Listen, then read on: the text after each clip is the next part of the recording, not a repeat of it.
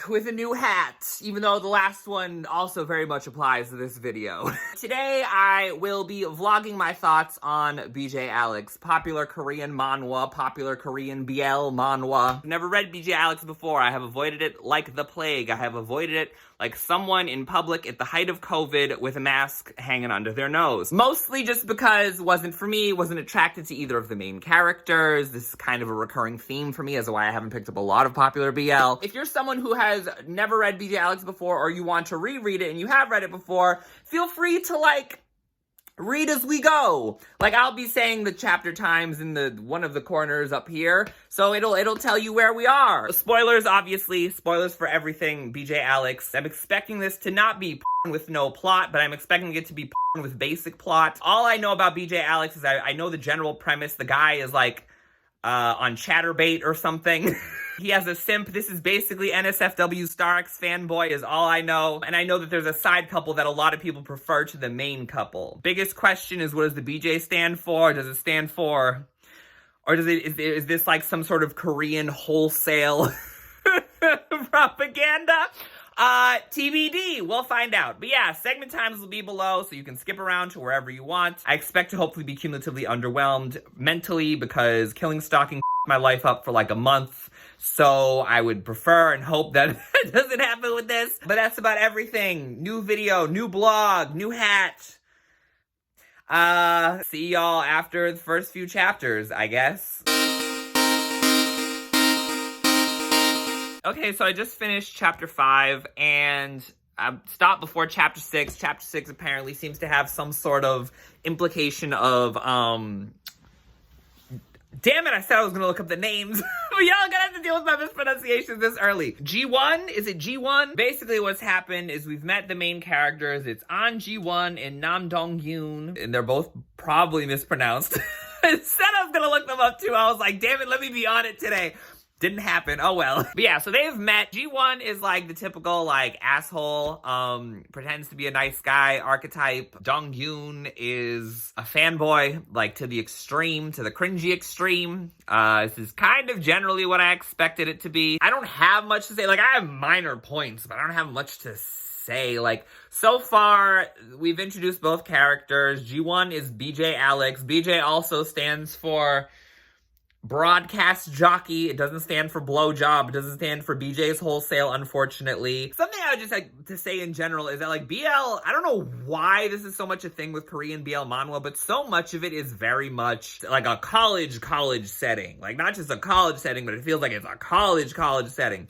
It's not a bad thing, but I think it's very interesting because all about lust, killing, stalking, BJ Alex, cherry blossoms after winter's later 2 seasons, a guy like you. I only really mention that as being such a thing of note is because it's always we're out of college, there's the A guy and the B guy, and there's everybody's talking about their department. Everyone's have you had military service yet?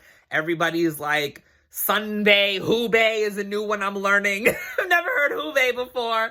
Also probably mispronouncing that, but I've heard Sunbae before. Now that I'm thinking about it, not even in just BL manhwa. It's also in straight porn manhwa too. I'm thinking What Do You Take Me For? I'm pretty sure is a college setting, or it's after a college setting, and then Up and Down is after a college setting. But so much Korean manhwa, specifically in the porn category, is in a college setting, which is it's just fascinating. It's not a good or a bad thing.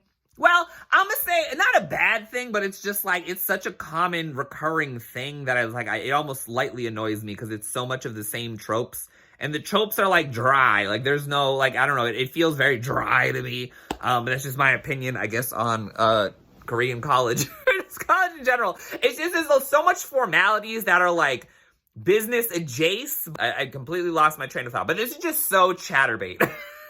To the T. Between the fucking tokens and the streaming and the shit that Alex even does, it's oh my god. And to be clear, first of all, shout out to everybody on Chatterbait, but I personally have never, shout out to everyone who does, but I personally have never participated in a live stream on Chatterbait. I've seen recordings of streams after the fact and whatnot, but I know how Chatterbait works. I know how the token system works, and I have seen someone who has seen recorded streams. I've seen like how a lot of people, particularly like straight men who know their audience is predominantly gay men, like how a lot of those streamers, chatterbaiters, whatever the fuck, how they will interact with their audience. And like Alex is like, it's exactly what they fucking do. Like between just the like, oh, I'm role playing something, da-da-da, like jerking off on camera, but then not coming until they get a certain amount of chestnuts. You know what I'm saying? Like, work the business model till it works for you.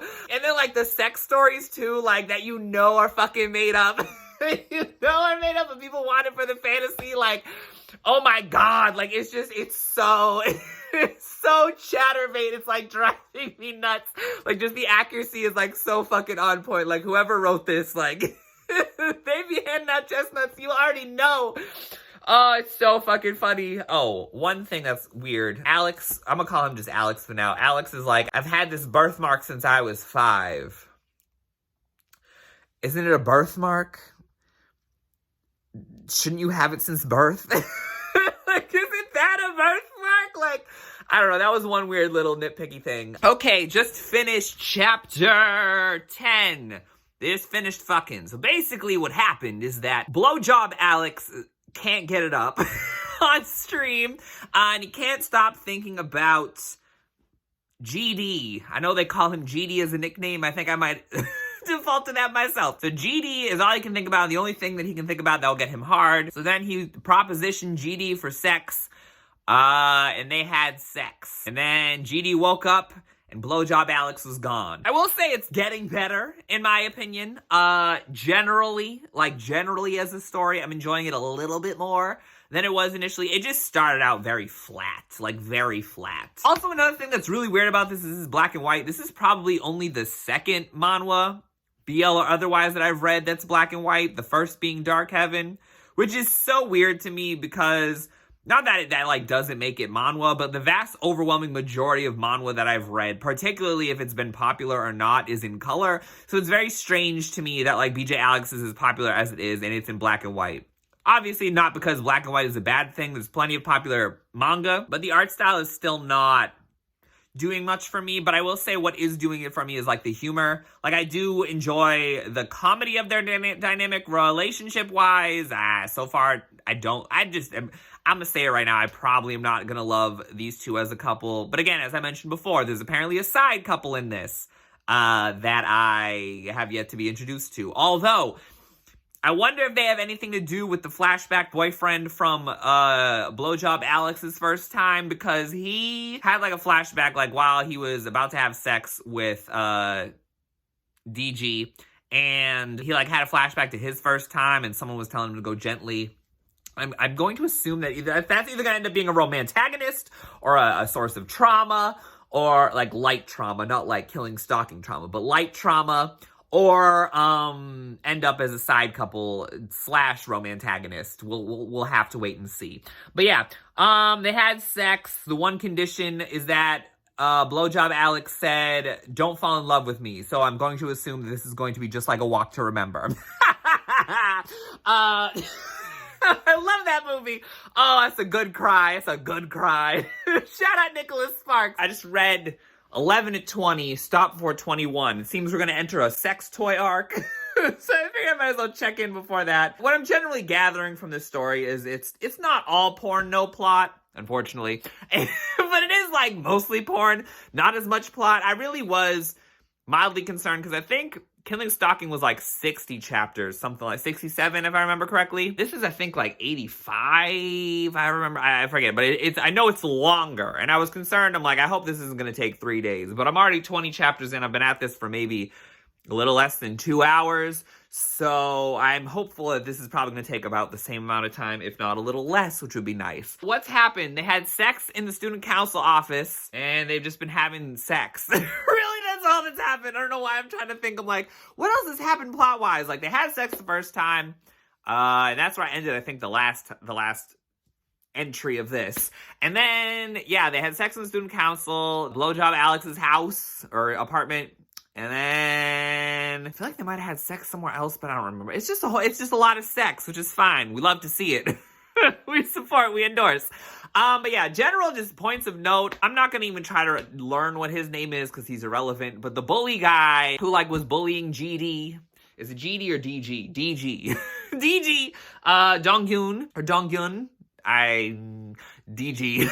DG. The guy who was bullying him found jizz or pre-cum probably on the student council room sofa, but he found semen on the sofa and fucking like he saw the liquid and then he like touched it and then he sniffed it like, who does that? But I mean, whatever, do you, guy? He hasn't been around since then though, so I feel like he might not be a thing for a while. And what else? Oh, well, Chanu, I'm assuming it's Chanu. It's like probably like Sangu, where the W is silent. But Chanu, he has been more of a thing. I think he's kind of annoying. But also introduced is BJMD or Kim Young Dae. That's my man so far. It's the first character I've been like actually like wholly attracted to, and I'm not even really into BDSM. Cause I think Nam Dong-yoon is attractive at like a base level, but I don't find Blowjob Alex attractive at all. Between the personality, the haircut, nothing really else besides that to the character.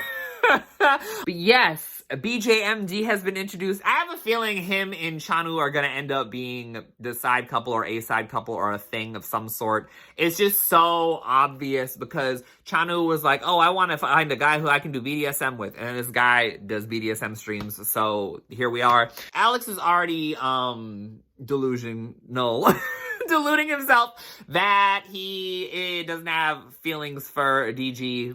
Sure you don't, buddy. I've never seen a story like this before, but it's going. Not much of an update, not really much up to dating to do, but I'm a quarter of the way in. I just finished chapter 20. Blowjob Alex just got a box of sex toys, so he is gonna use them. Shocker. Spoilers!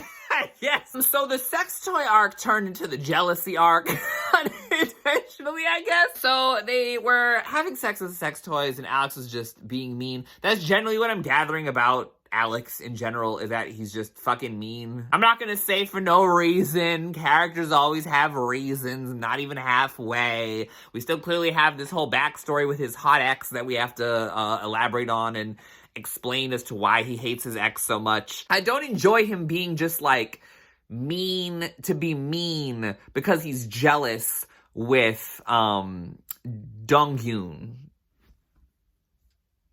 I'm gonna try to say the name. Especially when you have like jealousy DP out of nowhere. Especially when he won't even like go along with Donghyun's like desire for his fantasy. Like it was a pretty straightforward fantasy. All he would have to do is sit there and do what he usually does on streams and then let him like dildo himself. Like that's simple. Like that's not a hard request. That's not at all in line with what MD does. MD. Like Web. BJ Web MD. Also, MD's the sub that he just kicked out, the faceless sub, he was cute. That was offensive. Can we get a spinoff about him? The last thing about MD before I get back to the main couple in the story as a whole is just that him and Chanu are gonna have a thing. Like, initially, MD, I was like, oh, he's attractive. I don't really find him that attractive at this point, probably because he's just, like, that, like, greased back, like, businessman look. So, like, initially, I was like, oh, he's attractive. But getting to know him is just kind of like, I'm looking for a sub. And that's not something unattractive or whatever. But he seems very, like, business-oriented, and I need him to, like, show more emotion or something. He's just very, like, stoic. So he's, like, net attractive, but I need him to, like, have a personality on top of it outside of, like, I do BDSM streaming. And I'm sure Chanu will definitely bring that out. Their dynamic is already really funny. Chanu was like, were you the guy who roofied my drink? And he's like, no!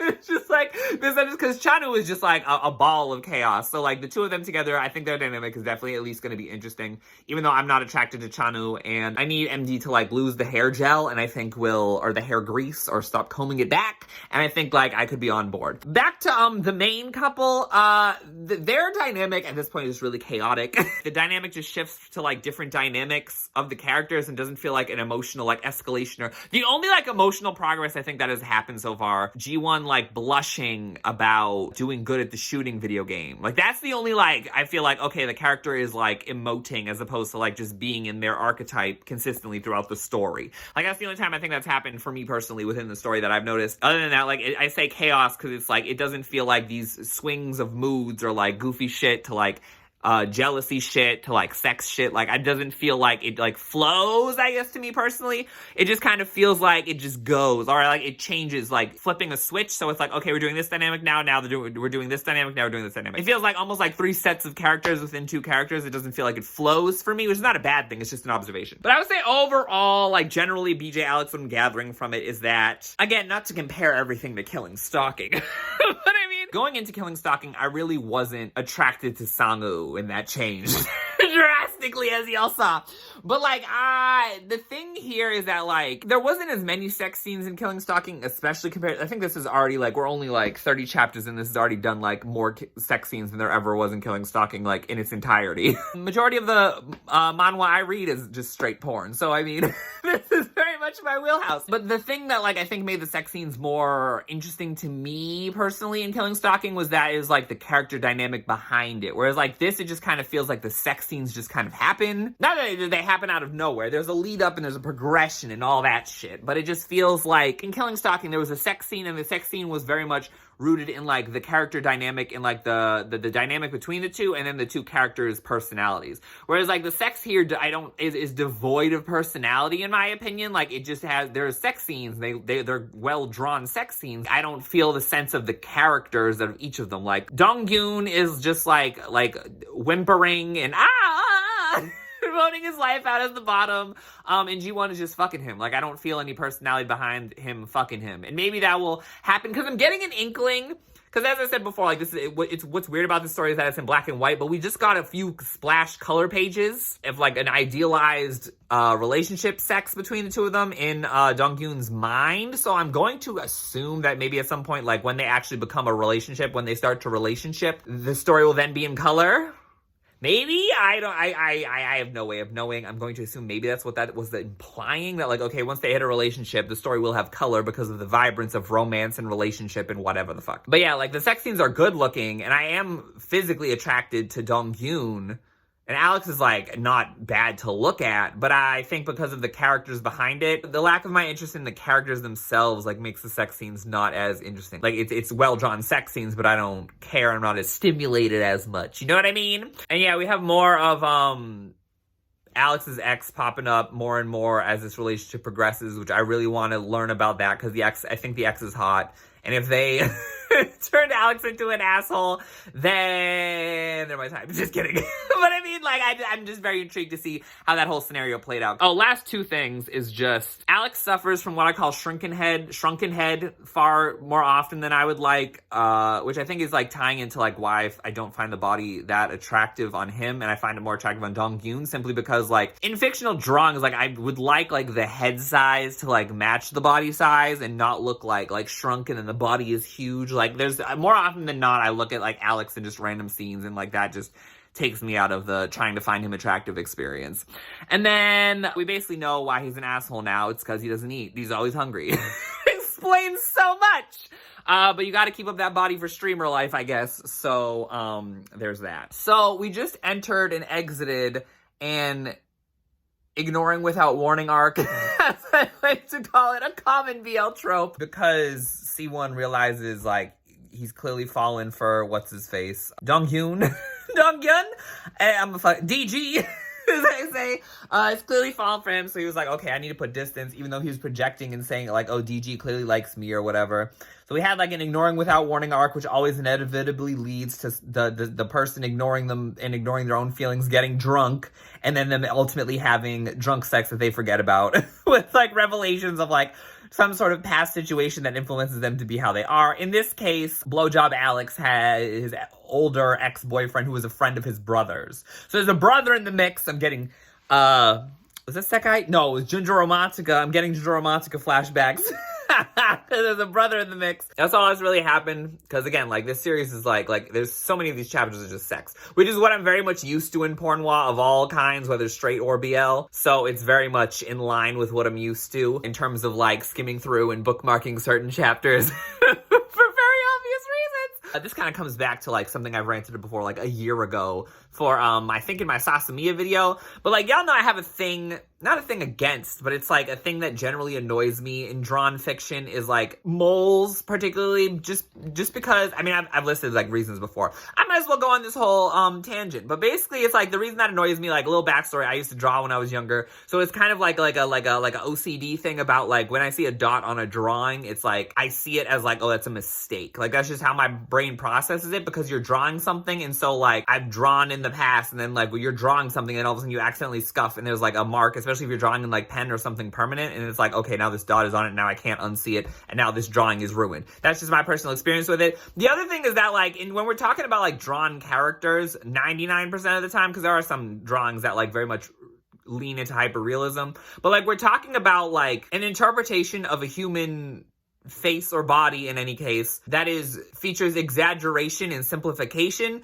So like when you look at like any drawn character, an anime character, a manga character, a comic character, like we're looking at like a face and a body that a human cumulatively that has been both exaggerated and oversimplified. We haven't seen a single nostril in this, you know what I mean? Like there are certain human features that are lost, I guess you could say, or not specifically included in a lot of art, particularly because like this is an oversimplification and it's an exaggeration, like I said about 5 times. And moles, beauty marks, these body parts that very much in real life are just a common thing that humans have. We all have them. Like it's not like something that's like, oh my god, like why does that exist? Like it exists, it's a part of the human body, it's natural, it's whatever. But in drawings, it's weird to me to have like that be something that exists on a character's body in some form when like other aspects of the body will not exist. You know what I mean? Like if we're not seeing nostrils, why is there a mole? Like if we're not seeing eyelashes, the details of lips, facial hair details, like there's just so many aspects of the nipples.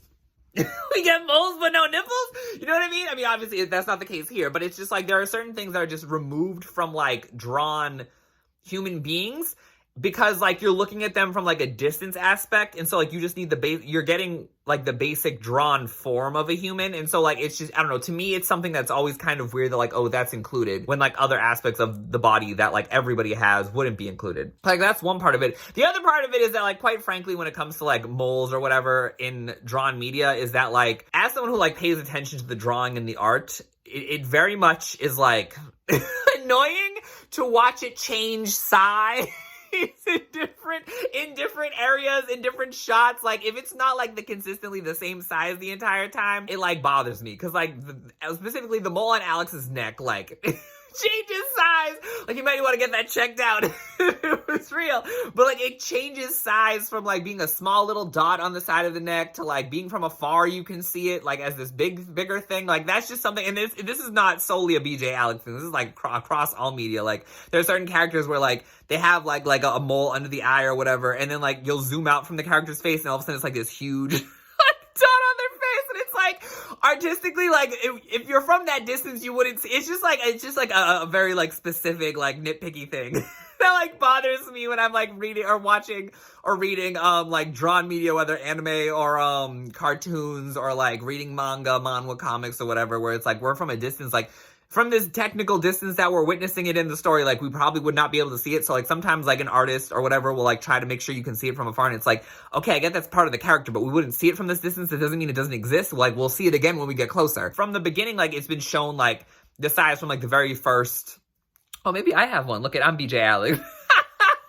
But like you could see it, and like it had a specific size like from the beginning. We just had a close-up shot of his neck, and it was like it was like super fucking small. So it's like okay, maybe you forgot, but it's just like one of those things where it's like it's an artistic detail that like if you're not gonna keep it consistent, it annoys me basically. So that's my little side tangent on that. And then the only other thing is really Chanu and MD had their moment. It was weird because the chapter opened with like a warning about like coercive sex or something. Which, like, okay, if you're gonna put it. But, like, the situation, the scenario, like, ultimately panned out to being, like, very, very consenting in Chanu's case. So it was weird that was a warning. It's like, this is coercive sex or something at the beginning. And it's like, comes back to what I always say about, like, fucking fiction. Like, you should not be learning you definitely should not be learning BDSM from fucking fiction. Like, that's, like, one, like, even beyond just, like, trying to get, like, sex tips from fiction, you shouldn't be listening to fiction for that.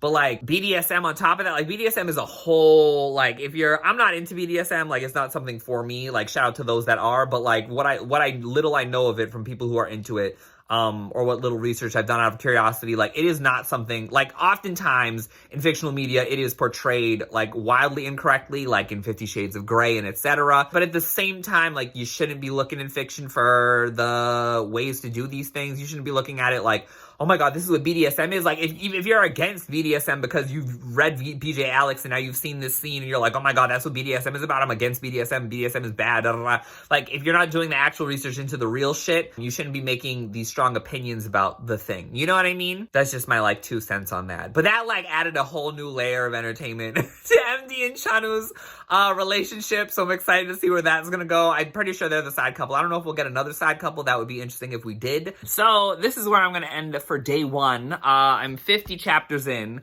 technically 51 chapters in, so I knew this would be a breeze. I was nowhere near this when I read Killing Stalking for the first day, which is nice. I can never remember their names. Dong-yoon hopped on G1's stream, caused them to have a blowout and, like, a mini scandal that didn't even really turn out to be a scandal. And then, while, I want to say Gong-yoon, but it's Dong-yoon. Dong-yoon was drunk and hopped on the stream. And then they had a big fight, a big blow up, and they stopped talking. And then they ran into each other by coincidence, and then G1 can't admit that, well, at the time, couldn't admit that he has feelings for Dong-yoon, and so he was like, okay, let's have sex one more time, and he's like, okay, let's do that, sure. Why not? And so they did it, and then they stopped talking altogether, and then G1 went to his job, and he was like, oh, let's be sex friends again, because he can't be honest about how he fucking feels, and then Dong-yoon was like, no, I don't want to see you again, bye. And so he dipped. And then we got G1's backstory. And then after G1's backstory with his ex-boyfriend, which isn't really, now that we know the backstory, I don't think that's actually his ex-boyfriend. I feel like that's not the proper term. Turns out that in a splash of color, G1 does love Dong-hyun. So here we are, as we expected to be. We're on schedule. The forecast is as expected. Don't really have much else to say. It's pretty straightforward. Multiple sex scenes. We didn't get, like, a full Huimin sex scene, which is unfortunate. Also, Huimin is also a lot less attractive with his face revealed, which is kind of a recurring theme I have to say throughout this, because, like, there are a lot, like, I've saved a lot of screenshots of, like, nameless, faceless characters that I found attractive. It's not that this artist draws bad faces, because I think Dong-hyun is attractive, but the faceless characters are more attractive to me. I'm just saying. Yeah, they stopped talking. This is like a staple of all BL. I expect by the next chapter they will be in the process of getting together. Oh, we also got, like, the end interview for this, I guess, season of the BJ Alex, which Killing Stalking didn't give me a good impression of these interviews. I usually don't pay attention to them unless it's the final one. But this one was inoffensive, I would say. Oh, except for one thing, because we basically also learned in G1's backstory that he's Natsumi from Camp Buddy. His brother is Naoto! But we're not gonna get Naoto, because the author said we'll probably never see him again, and that offends me. I'm offended. I would like that. I hope that gets rectified in the future. I don't have hope, but it would be nice if it did get rectified, because we didn't really see the brother. But the fact that it's, like, Naoto in an alternate Korean universe, let's fucking go. It's literally verbatim, like, Natsumi's route from fucking Camp Buddy is so fucking funny. Oh, speaking of Scoutmaster Season, I'm playing Scoutmaster Season on Patreon. Become a patron of mine. Links below. Details probably on the screen about if you want to see NSFW version or not. Watch my playthrough to find out if Naoto is in Scoutmaster Season. I'm not telling you if he is or isn't. That's for me to know and for you to find out. But anyway, so the brother's hot. We're never going to see the brother, unfortunately. Huimin is not as hot as I thought he was going to be. Personality was what I expected him to be. But he was a little more, like, what's the word? Airy about it. Like, he didn't seem, like, evil with intention. It just felt like, oh, I could do this, so let me do it. As opposed to, like, yeah, I'm gonna fuck this guy up. Yeah, I would have preferred that. It seemed more like on a whim, like, oh, yeah, you fell for me, and that was it. Like, what? That's it? Like, That's it for the manipulation. I'm disappointed. Dong-gyun continues to be the most attractive character to me in the story. He just is. He's like drawn really well. And I really enjoy his body type, and he doesn't suffer from head shrinkage like G1 does. I'm net enjoying it. I wouldn't say I'm not enjoying it. Is it my favorite thing? No. Do I want to see how it ends? Absolutely. Do we need the brother to show up? 1000%. Is he going to show up? 100% no. But I'll see y'all for the rest of it tomorrow. So I can't lie, after day one, like I overall, not that I wasn't feeling this series, like I was net enjoying it. This is not a bad time. It's a good time, but it's not the best time. It's towards the middle of like net neutral feelings, but it's definitely leaning towards good as opposed to leaning towards bad. But it's very much like in the middle neutral for me personally. However, new life has been breathed into the series because Jae-jin has appeared. Why has nobody ever mentioned Jae-jin? He's probably so, like, irrelevant in the grand scheme of the stories. But I love Jae-jin. He's hot. He's adorable. He's low-key leading Jock Studio. It's the vibe I'm getting. But I love Jae-jin. That's my boyfriend. I'm his girlfriend that he mentions. That was unfortunate when he was like, oh, you have a girlfriend. Oh yeah, we're still in the honeymoon phase. Boo! I hope it's a lie. And I hope he becomes a romantagonist who tries to coerce Dong-gyun to do things. I still can't remember this damn name. I don't know why I want to say Gong-dyun, but this is how my brain works, I guess. We're entering the they'll eventually get back together arc, I'm assuming. They're playing tag emotionally. The stalky has become the stalker because G1 is now following Dong-gyun everywhere. I mean, I'll see how their relationship progresses. I don't really have favorable feelings towards G1 at this point. Dong-gyun I am loving more and more, though. I think he's adorable. He's so funny. And he's generally attractive, so there's that. But yeah, I want more Jae-jin. I love him. This is like the second Jae-jin that I've been attracted to, I think, in a manhwa. I think the other one, is from Brawling Go. I feel like the main character's name was Jae-jin in that, so I was like, oh, I'm getting flashbacks to that, and that is quite a series. Maybe I'll cover that one day. It's not BL, but it is a ride. Quite some time has passed. Because honestly, like, aside from what I've said before, which is just like, this is like, there's so many sex scenes. It's just like, I just be scrolling. Not that I'm not looking at the sex scenes. I very much am. But like, it's just like, scroll. Like, there's nothing to read here. Dong-gyun was sick. And then G1 went to help him. Had to go through the wall that is Chanwoo to get there. And basically confess his feelings about, or how he feels about Dong-gyun to Chanwoo about Dong-gyun. It's a lot of words to try to remember the names. So that happened. He helped him when he was sick.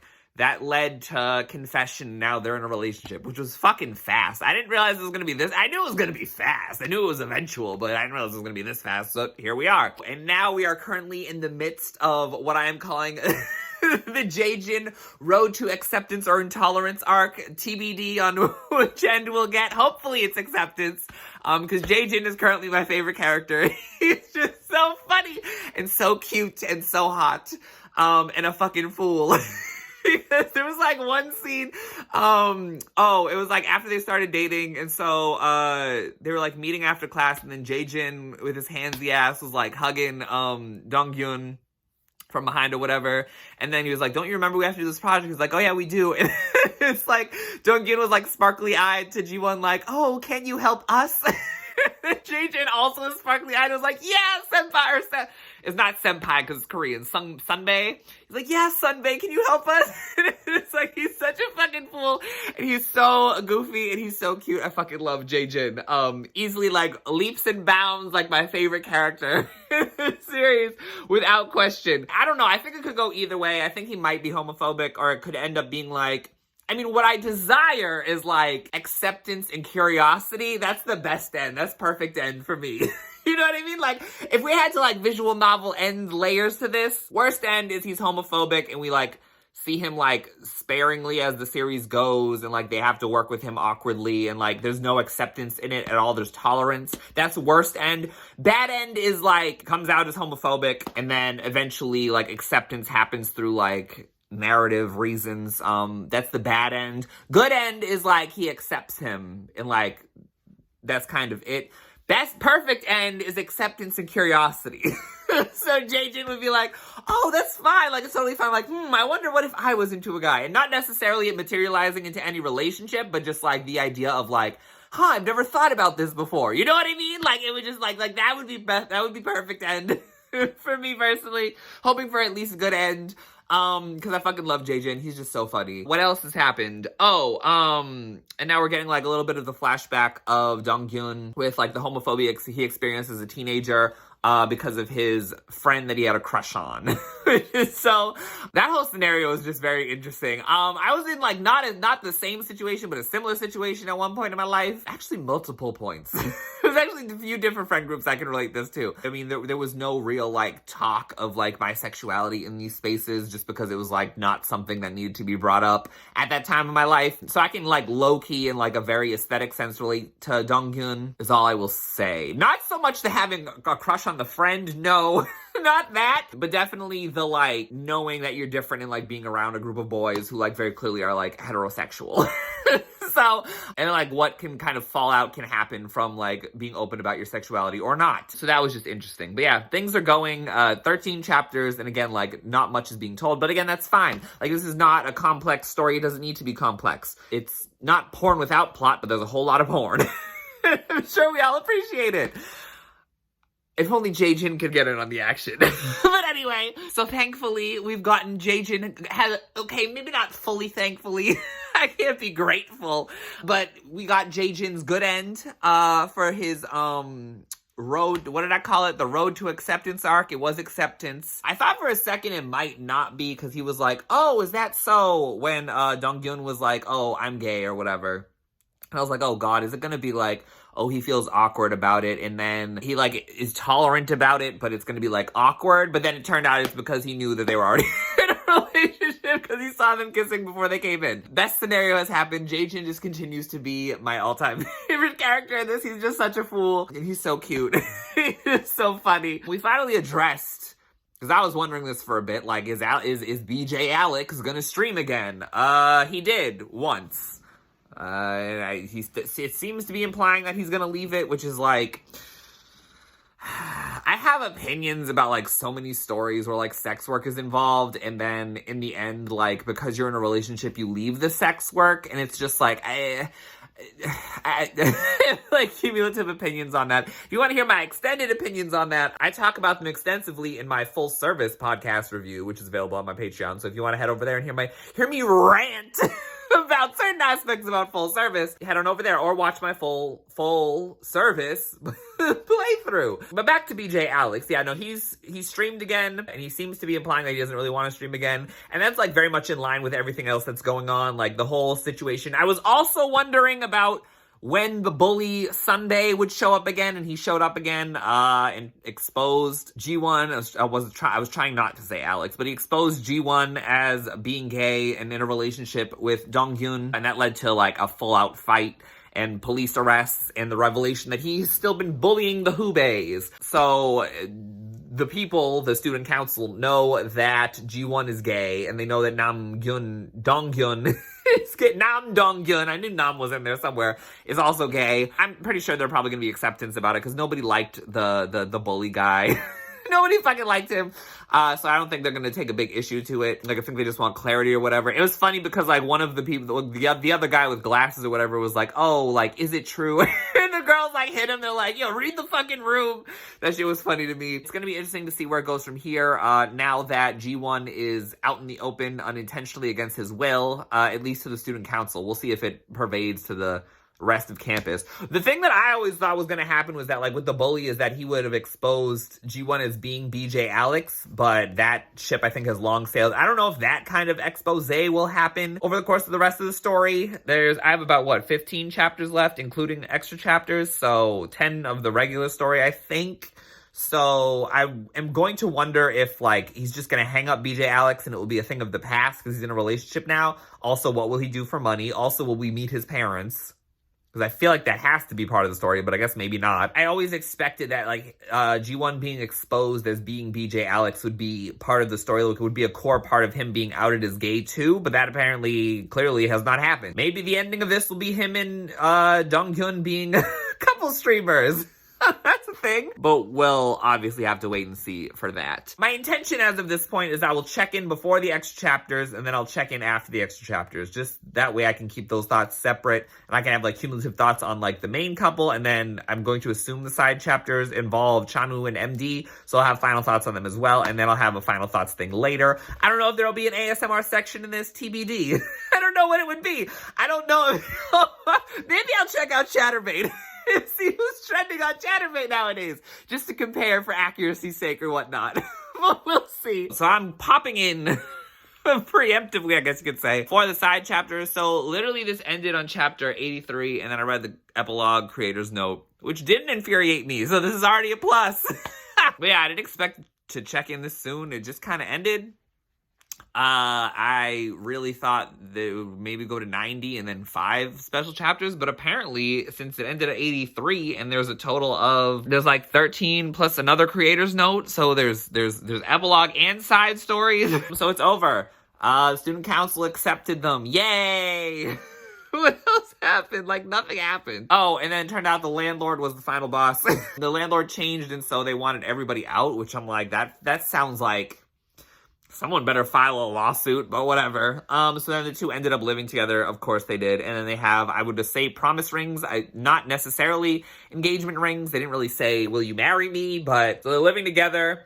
BJ Alex is no more, which is like something that just generally annoys me, because it's like always this idea that, like, oh, now that you're in a happy, healthy relationship, now, like, you don't need sex work anymore because, like, I'm in a relationship. Like, this doesn't make sense. I'm in a relationship. I don't need to do sex work. Blah, blah, blah. There's that bullshit, but then there's also just this idea that, like, particularly in terms of what G1 was saying, or Alex was saying, is he's like, oh, like, I started streaming to fill, like, a hole in my heart, and now that that hole is filled with you, Donghyun, then, like, I don't need to stream anymore. And it's this implication always that, like, someone was doing sex work in the first place, but to fill a hole in their heart because they had a void, or because there was some sort of trauma associated with it. So, like, now that you're in a happy, healthy relationship, you don't need sex work anymore, because sex work was just an excuse. It was a phase until you found a relationship, and it's like, it's exhausting. It very much misinterprets and, like, misconstrues, I think, a view of people involved in sex work, that they're all, like, just doing it as, like, a phase, or, like, this is, like, them lashing out at the world, or, like, because there's a void in their life and they just need this until they find the right person or something. And it's like, there are people in sex work who do that. Who get involved in sex work in the first place because they need the money. It's something quick and easy. They're looking for a rush or whatever of having sex in any sort of sexual situation where they ultimately get paid for it. But there are also a lot of people who are into sex work because they enjoy sex in any way, shape, or form, or the sex work that comes along with it. And so, like, I don't know. I wish we would see more stories where, like, people involved in sex work continue to do the sex work after they're in a relationship, and, like, navigating that. We don't even necessarily have to see it, but like why couldn't this end with, like, and I mean, again, I still have epilogue and side chapters, whatever. But, like, I would have liked or preferred this to end with, like, Donghyun getting in on the action. You know what I mean? Become a couple channel. They're a fairly common thing. Like, why can't y'all do it? Y'all both get on masks. Y'all would make so much money. Also, now, what is G1 gonna do for money? Like, he doesn't have a job. Unless his parents really just pay him that much, but I don't know. I guess I will see in the next 13 chapters. Anything else of note? Oh, the epilogue creator note. Apparently, G1 is bi, which makes sense. He was watching... not necessarily makes sense because he was watching straight porn. Like, I think I've said before, like, there are plenty of gay men who do watch straight porn. There's a reason, like, certain sites that depict straight porn are as popular as they are with gay audiences, because of how they specifically shoot, like, how it focuses on the man more so than the woman that you see in most straight porn. So, like, that's not necessarily determined thing, but, like, they said that Alex is bi with a preference for men. MD is bi, which is interesting because it's like he always has, like, a male sub, but I mean, that could also just be, like, comes down to what I think I said before in bisexual Visibility Day. Just because like your sexual orientation and like your work doesn't necessarily line up. So like MD clearly, at least from what we saw, focuses on having male subs because that's just what his audience wants to see. Even though apparently he is bisexual in his private life. Like some of us, like we have attraction to more than one gender, but the realities of the marketing of doing this kind of work, you usually have to focus because people are typically only interested in a binary. It's very rare that content would focus on both, and usually if it does, either it's not that successful, one type of content tends to do better than the other, or their work is very much based on the identity as opposed to like the potential attractions that are associated with that identity. So like you'll see there used to be like plenty of creators like back in the day before a lot of them left YouTube because of censorship and demonetization of like sexuality, like queer identity. Educational channels where like they'll focus on like bisexuality, but they're not so much focusing on like these are the guys I find hot. These are the girls I find hot. These are the non-binary people I find hot. It was more so about like, let's explore bisexuality, biphobia, bi-erasure, bi people in media, bi entertainers, da da da. So it's more focused on like just the identity as opposed to like the sexual attraction that is associated with said identity. Chanu is pan, which is just kind of out of left field. On the inverse, like he's not, well, technically he is because he does the streams with MD, but like he's not someone who, his existence is not for entertainment. So like it was interesting that like Chanu is pan and like it's never touched on him having any other partner of any other gender. It really only focused on men. But I mean, if that's what the creator says, what the creator says. And the last thing is just Jae-jin apparently was a last minute addition, but he's the best character, so he's the last minute addition, at least for me. Yeah, ultimately in the end, like Jae-jin is still my favorite character. I'll save like final thoughts for later. But as of right now, like Jae-jin like saved the story. Not saved it. That makes it sound like I hated it.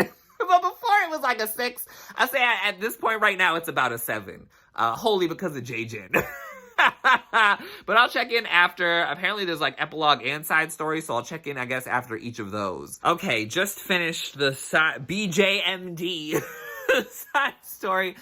Featuring Chanu and MD. Not much to say.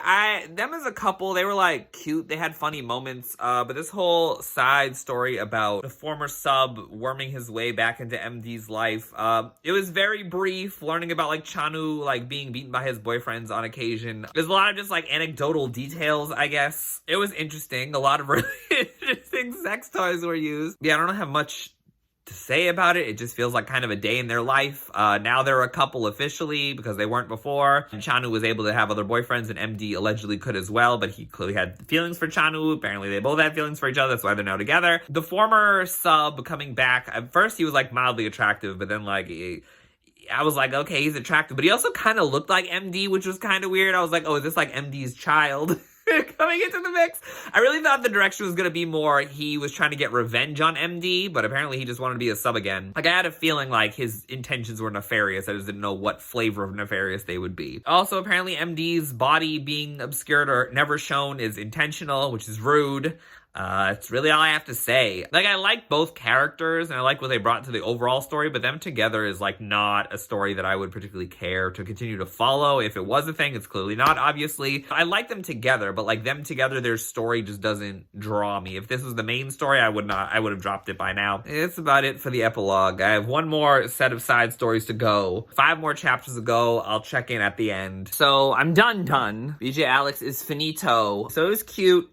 Very fan servicey, not in the sense of like sex. Like that doesn't mean anything in this series. Every other chapter was sex. Like fan servicey in terms of like this came out after it was over, and this was just kind of like to give the fans some like, here, reconnect with this couple that you loved from this series if you followed it this far. Most disappointing thing out of this entire series is like it's another series where like the seme is just like afraid to top, or afraid to, sorry, they're not afraid to top. That's the problem. Where the seme is like, oh my god, if I would theoretically have to bottom, like being terrified, horrified, like, okay, I guess, sure. It's just a trope I don't particularly care for. Like, if it's just never addressed, that's fine with me. Like, I don't need characters to flip fuck. If it's not gonna happen, it's not gonna happen. But we don't need to, like, hammer home the, like, the top is afraid to bottom. Like, it's just, I don't care. Like, that's boring to me. It's just, it, like, really rubs me the wrong way about, like, a character's character.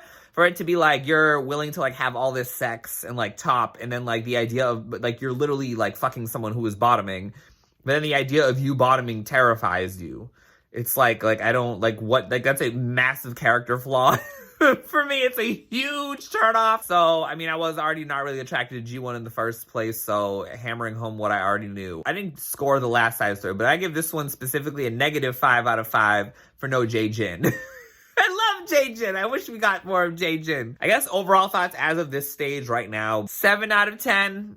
Would I reread it? Probably not. I would have given it a 6 out of 10 if it weren't for Jae-jin. I love him. That was my fave. It's disrespectful that he's not in the side stories. I hate it. I hate it here. I think just cumulatively all I can really say at this point is that this is a fairly surface level story, which is not a bad thing. It's only something that is definitely taking away from my enjoyment of it because of how long it is. Like, there's so many, like, I guess you could say unanswered questions I have, particularly like meeting their parents. Like, I have a million questions about G1 because we know his parents, like, don't fuck with him. We never met his brother, who's apparently smoking hot. So I've been denied my Naoto AU. But we don't meet his parents. His parents are never involved, but he still is able to afford these expensive-ass condos. But he stopped streaming, which we thought was, like, where he was it was implied, at least in one of the creators' notes. Here we go with these creators' notes again, about him making a lot of money from streaming so he does well for himself. And so, like, you would think that would be how he's paying for the condo, but it also was said at some point that the parents gave him the condo or the apartment, whatever. And then now he has a new apartment. It's like, is his parents still paying for that? Because it's just very weird that we never explored his relationship with his parents, since it's such a focal point of why he is how he is. We never got follow-up with the guy who was homophobic to Dong-hyun. He was introduced, he's like, maybe we should hang out sometime, maybe not, but he was still trying to talk to him and he knew he was gay, and I feel like there could have been something there. We never met Jae-chin's girlfriend, we never got more of Jae-jin. So -12. But BJ Alex, I would say, for how popular I know this is, I would say I'm very not impressed, I guess is the word. I would say, again, not that I didn't enjoy myself, Jae-jin carried the story, just kidding. But, like, it's just, I'm very surprised that this is BJ Alex after all is said and done. Like, the BJ Alex that has been recommended to me in excess for the past, like, 5, 6, 7 years. The BJ Alex that I've heard so many good things about, so many lip bite emojis over. Not to start shit. If you enjoy the series, you enjoy the series, but it's just, it's not like I'm looking at this and I'm like, how could anybody not enjoy this? That's not at all what I'm saying. I'm just saying it's like, this is that popular? Like, okay. Like, more of me not being able to connect with mainstream audiences, I guess, or just like the majority audience, which is just like my life in a nutshell. Like, as I say all the time, all my favorites get 5s and 6s on my anime list. And I'm just like, why is this not connecting with anybody? The black and white thing doesn't bother me because I read manga in excess. So, like, I don't go into manhwa and like, oh, it's black and white, it's bad. I don't believe that at all. Like, being black and white is not a net bad thing for me. But again, like, me saying that is coming from a place of like knowing how people are on the internet, where like people don't read manga because they only watch the anime because they can't deal with reading and they want to hear voice actors and they want to see motion and color and all these other things. So, like, I know that's the vast majority of consumers. So, like, I know, like, a lot of people will like put down manga and prop up manhwa because it's in singularly because it's in color. So, like, it's very strange to me, again, knowing that that's a large swath of BL manhwa readers. It again kind of blows my mind that BJ Alex is as popular as it is because it's in black and white. So it being a black and white is not a con for me. It's just an observation. And again, I'm not saying this to say this is cumulatively objectively bad. I'm just saying, as someone who observes like things that become popular, series that happen to be as popular as they are, as someone who has observed these trends over the years, like, this feels like an anomaly in the grand scope of things. I'll just do quick pros and cons. Pros, Dong-hyun, I liked him. He was hot. He got hotter as the story went on. He didn't really grow at all as a character, I feel like. He kind of did with the whole, like, mini breakup.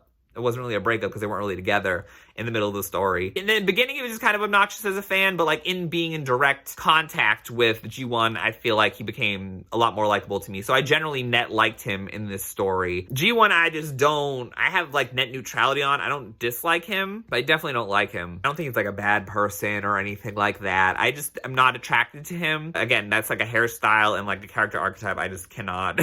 Like, if you're gonna be a man-child, be like a raging asshole serial killer. You know what I mean? Like, if you're gonna be an asshole, like, be an asshole with, like, extreme purpose. Like, I can't do with the, like, oh, I'm man-child and I'm butthurt because my family doesn't accept me. Like, that doesn't work for me. It just doesn't. You can be, like, harsh, have a harsh exterior, but, like, a purposeful, like, conceited asshole, it doesn't work for me. And again, like, he suffered from, like, head shrinkage. I am very much someone who enjoys more, like, muscly, like, ripped body types, but the way that his body was drawn in this, again, didn't really do anything for me, even though Dong-gyun's body definitely did. Dong-gyun is still like a muscular, is just like a slimmer muscular body type. It was surprising because like usually I would be attracted to someone with G1's body type, but the way his body was drawn, I think just didn't work for me. Chan-woo became infinitely more likable by the time the story ended. When he first was introduced, he felt like a gag character, and like that kind of just deterred me from him in the beginning. But like him being defensive of Dong-gyun was hilarious. I very much enjoyed that. So I definitely ended up really liking him in the beginning, or by the end. And I just wish, against another character, I'm like, we didn't explore anything about his backstory, his family life. Apparently he lives with his parents. Okay, we're just not going to touch on any of this. All right, whatever. MD I liked in the beginning. There are times where I was like, I don't know how I feel about him, but in the end, I would say I net like him. Jae-jin, best character. Best boy. The bully, worst boy. The manager of the cafe was nice. I liked her. Wish we could have met Ji-won's brother, Ji-hoon, who is apparently so smoking hot. The artist couldn't even draw him. I think my overall pros, sex scenes were hot, but would I bookmark them? No. Well, I guess another pro is that it was about Chatterbait, I guess. Cons is, G1. Just kidding. Just like the shallowness of the story. I really expected and desired more depth and exploration. And I'm not saying that as like, because I'm coming off the heels of Killing Stalking. I have watched a million things in between reading Killing Stalking for that video and then reading BJ Alex now. So it's not like post Killing Stalking, nothing means anything to me. I've watched plenty of shallow things. I'm still watching Cool Doji Danchi. You know what I mean? And thoroughly enjoying that. And Kaiko said, chilling in my 30s. And what else am I watching this season? Mono no Gatari, which is my favorite thing airing right now. High Card, Blue Lock, Boruto, Benria Saito-san, Buddy Daddies. Like, I'm watching plenty of things that are not, like, super hyper deep. And I've thoroughly enjoyed them post Killing Stalking. So I'm not saying this is like Killing Stalking is now the gold standard and everything has to live up to that. Although, just kidding. But it's just like, I don't know, like with what it was presented, it's like, I wish we never even got like an exploration or an introduction of like G1's family in the past. Because then I could have just gone into this and gone through this with the standpoint of like, okay, these are the characters. That is what it is. There's not going to be any secret backstory to come into this. We never even saw like Heemin, the G1's first boyfriend. We never saw him again. Him being brought back up, I thought could have been interesting. Oh my god, imagine if like he came back and then he got into a thing with Jae-jin. Oh, that would be glorious. That would be so great. Lost opportunity, but it is what it is. Because I believe this artist is now working on a new series. I think it's called Jinx. Maybe I'll read that eventually. Any other cons? Not really. It was a fairly simple story, fairly straightforward. My feelings on it are fairly straightforward. 7 out of 10. Don't know if there will be an ending part to this, but if there is, it will be right after this. Okay, so I thought about it, and I was actually really genuinely thinking of actually going on Chatterbait and like seeing what Chatterbaiters are doing these days, but I decided against it because I feel like that could potentially be invasive, because I know a lot of people do pornographic live streams from this place of like not wanting everybody to find out that they're doing it, so I didn't want to expose anybody, so I will not be doing that. So instead, what I'm going to do is I'm going to read all my new patrons and shout them out in ASMR. Sorry or you're welcome, depending on your preference.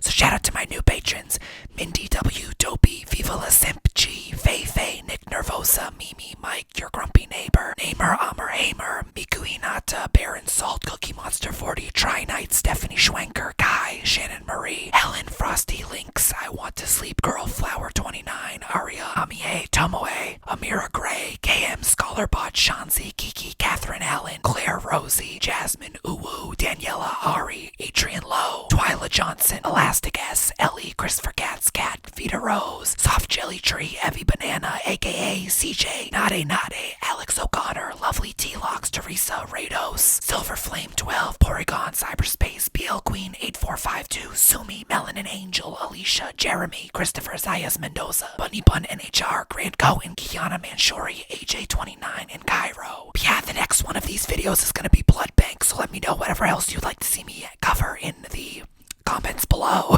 Oh, also, if you're interested in what my next propaganda anime will be, aka the one that I will be name dropping every every other second in a video. It's Mixed Meisei Story Season 2, so if you want to know about Mixed Meisei Story and my feelings on that and its prequel Touch, head to my Patreon. I did a whole review of the original Touch anime that Mix is based off of. Mixed Meisei Story Season 2 is coming out April 1st, 2023. Get ready for it. It's my shit. Y'all got all my thoughts on BJ Alex. Watch whatever other videos are on the screen. Watch my last video of this, which was killing stalking, or whatever else is on my channel.